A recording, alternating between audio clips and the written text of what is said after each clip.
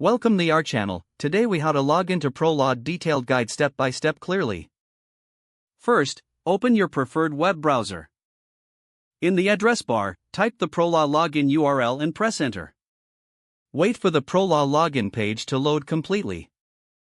You will see fields for your username and password on the screen. Enter your username in the designated field. Ensure that you enter the correct username with the appropriate case sensitivity. Next, click on the password field. Type in your password carefully. Double-check for any typos, especially in the case of letters and special characters. If you have forgotten your password, look for the Forgot Password link below the password field and click on it. Follow the prompts provided to reset your password. Once you have entered your username and password, locate the Login button. Click on the Login button to proceed. If your credentials are correct, you will be directed to your ProLaw dashboard. In case you encounter any error messages, review the entered details for accuracy. If problems persist, consider reaching out to your IT support for assistance. Once logged in, take a moment to familiarize yourself with the dashboard layout.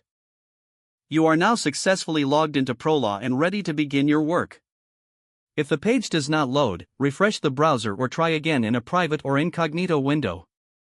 Make sure you are using the correct email address, then retype it carefully to avoid small typos. If your password is not accepted, use the reset option and create a new strong password you can remember.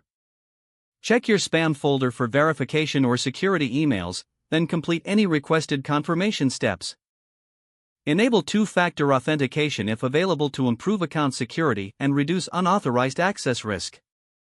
After signing in, review your profile details so your contact information and settings are accurate and current. If you see an error message, note it down and try again after restarting your device and internet connection. Log out when you finish, especially on shared devices, to keep your account and payment information secure.